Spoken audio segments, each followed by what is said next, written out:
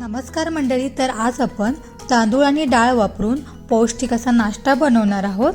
तर त्याच्यासाठी इथं मी 3 वाटी एवढे तांदूळ घेतलेले आहे।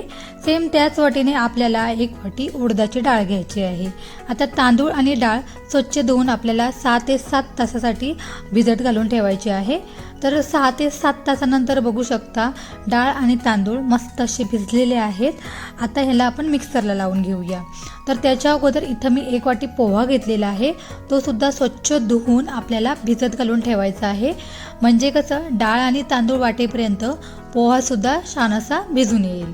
तर मिक्सरच्या भांड्यामध्ये थोडे डाळ आणि तांदूळ घेऊन वरनं थोडंसं अगदी किंचित कोमट पाणी घालून घ्यायचं। म्हणजे कसं थंडीचे दिवस आहेत त्याच्यामुळे थोडंसं कोमट पाण्याचा उपयोग इथे मी केलेला आहे।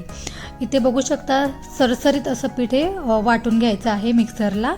सेम त्याच पद्धतीने आपल्याला पोहे सुद्धा लावून घ्यायचे आहे, एकदम सरसरीत लावायचे।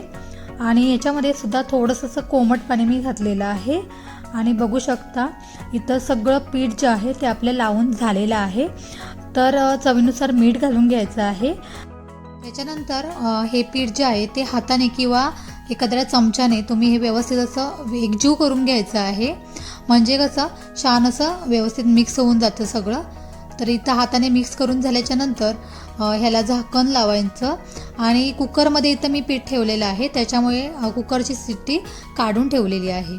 आता दुसऱ्या दिवशी सकाळी तुम्ही बघू शकता मस्त असं पीठ आलेलं आहे, कारण आपण इथे कोमट पाण्याचा उपयोग केलेला, त्यामुळे थंडीमध्ये सुद्धा सुंदर असं पीठ आपलं आलेलं आहे। तर त्याच्यानंतर इथं मी एक तडका पॅन घेतलेला आहे, त्याच्यामध्ये 2 चमचे तेल घालून घ्यायचं आहे। तेल चांगलं गरम झालं की त्याच्यामध्ये आपल्याला थोडंसं जिरं घालून घ्यायचं आहे। तर इथे मी 1 चमचाभर जिरं इथं घालून घेतलेलं आहे। आता जिरं थोडंसं तडतडलं की त्याच्यामध्ये थोडासा कढीपत्ता घालून घेतलेला आहे। कढीपत्ता थोडासा बारीक केलेला आहे मी, बघू शकता। त्याच्यानंतर आपल्याला थोडंसं असं परतून झालं ना हा तडका की गॅसचा फ्लेम बंद करून घ्यायचा आणि हा तडका जो आहे तो थोडा वेळ थंड व्हायला द्यायचा आहे। आता जे आपण पीठ आहे ना त्याच्यातलं आपल्याला जे एवढं लागेल ना तेवढं एका मी पातेल्यामध्ये काढून घेतलेलं आहे पीठ। तर इथं बघू शकता एका पातेल्यामध्ये काढून घेतलेलं आहे। तर आता याच्यामध्ये एक बारीक चिरलेला कांदा घालून घ्यायचा, एक बारीक चिरलेला टोमॅटो घालून घ्यायचा आहे। त्याच्यानंतर थोडीशी कोथिंबीर घालून घ्यायची आणि आपला थंड झालेला जो तडका आहे जिरा आणि कढीपत्त्याचा तो घालून घ्यायचा आहे। तर मी मीठ जे आहे ते पिठामध्ये अगोदरच घातलेलं होतं, त्याच्यामुळे इथं मी मीठ घातलं नाही। तुमचं समजा मीठ कमी वगैरे पडत असेल ना तर तुम्ही इथं ॲड करून घेऊ शकता। आता छान हे मिक्स करून घ्यायचं। तुम्ही ह्याच्यामध्ये भाज्यासुद्धा ॲड करू शकता, गाजर, शिमला मिरची सुद्धा ॲड करून घेऊ शकता। त्याच्यानंतर इथं मी एक अप्पे पात्र घेतलेलं आहे, त्याच्यामध्ये थोडंसं तूप घालून घेतलेलं आहे।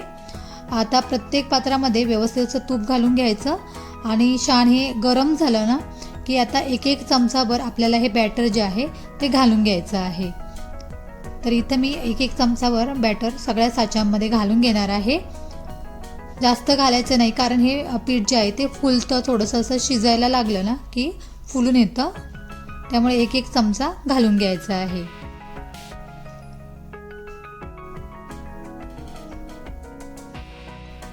आता खालच्या बाजूने भाजलं की आपल्याला परतून घ्यायचं आहे। तर परतताना मधला जो भाग असतो ना त्याच्यातलं पहिलं परतून घ्यायचं, कारण गॅसचा फ्लेम तिथंच लागतो, त्याच्यामुळे पहिल्यांदा ते परतून घ्यायचं, त्याच्यानंतर साईडचे परतून घ्यायचे आहेत।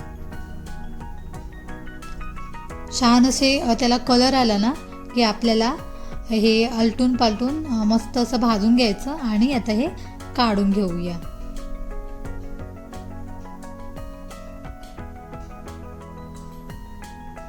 साईड समजा भाजले नसतील तर ते तुम्ही मध्ये घालून घ्यायचे आणि तिथे तुम्ही भाजून घेऊ शकता। अशाच पद्धतीने राहिलेल्या सगळ्या पिठाचे अप्पे जे आहेत ते मी बनवून घेणार आहे। अगदी पटापट बनवून होतात, जास्त वेळसुद्धा ह्याला लागत नाही। तर इथं बघू शकता छान असा कलरसुद्धा आलेला आहे आपल्या अप्प्यांना, मस्त असे झालेले आहेत। तर इथे आपले सगळे अप्पे जे आहेत ते बनवून रेडी झालेले आहेत। तर तुम्हाला ही अप्प्यांची रेसिपी कशी वाटली मला नक्की कमेंट करून सांगा. अगदी लहान मुलांपासून ते मोठ्यांपर्यंत आवडणारा हा पदार्थ आहे. तर तुमच्या घरीसुद्धा नक्की ट्राय करा ही अप्प्याची रेसिपी. आणि आवडली असल्यास लाईक करा, शेअर करा आणि चॅनलवर नवीन असाल तर चॅनलला सबस्क्राईब करा.